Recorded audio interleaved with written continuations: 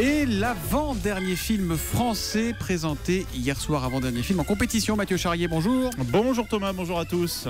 Au sommaire ce matin, la présentation aujourd'hui du Petit Prince en film d'animation. On entendra aussi Jacques Audiard, enfin un Français qui séduit. Et puis les indiscrétions, pas de soirée cannoise pour Gérard Depardieu. Il était une fois un petit prince qui habitait une planète à peine plus grande que lui. c'est bien l'esprit de Saint-Exupéry aujourd'hui qui règne sur Cannes. Eh oui, le Petit Prince en film d'animation, ou plutôt une réinterprétation du Petit Prince, puisqu'on suit en fait l'histoire d'une petite fille modèle qui sympathise avec son voisin aviateur. C'est lui qui va l'emmener dans l'univers du Petit Prince. Alors c'est un studio français qui a réalisé ce film d'animation, 10 ans de travail, 60 millions d'euros de budget. Et pour faire la voix de l'aviateur, André Dussolier. L'aviateur a deux âges, quoi. L'aviateur quand il est jeune et qui rencontre le petit prince sur sa planète, et puis l'aviateur âgé qui raconte l'histoire à la petite fille qui, elle, est déjà formatée comme une adulte et qui, à 8 ans, a déjà perdu toute son enfance. Quand on vous appelle pour vous dire vous allez être la voix de l'aviateur.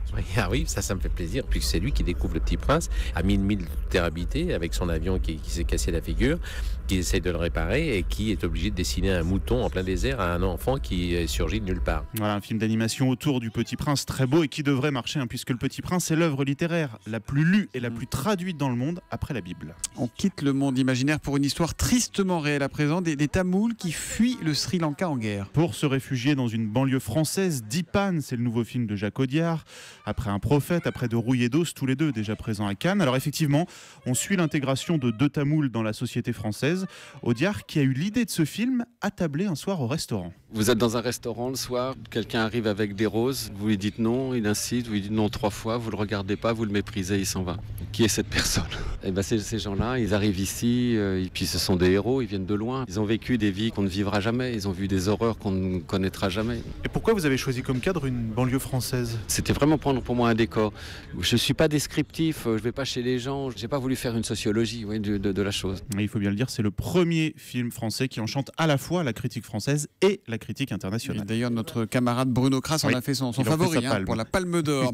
Alors aujourd'hui au programme, Mathieu. Eh bien, le dernier film français en compétition, Valley of Love de Guillaume Niclou, Gérard Depardieu, Isabelle Huppert, deux ex-époux se retrouvent dans la vallée de la mort aux États-Unis. Et puis Chronique de Michel Franco, l'histoire d'un aide-soignant qui travaille auprès de personnes en phase terminale.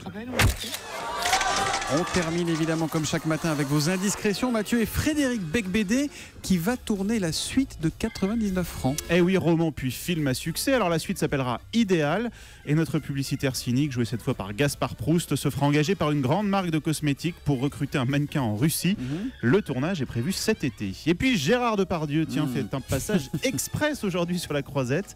Il vient présenter son film. Il arrive ce matin, repart ce soir. Pas le temps de profiter des soirées cannoises car GG est attendu pour poursuivre le tournage du film Saint-Amour de Gustave Kerven et Benoît Delépine. Merci beaucoup Mathieu Charrier en direct de Cannes. Le 68e Festival de Cannes sur Europe 1.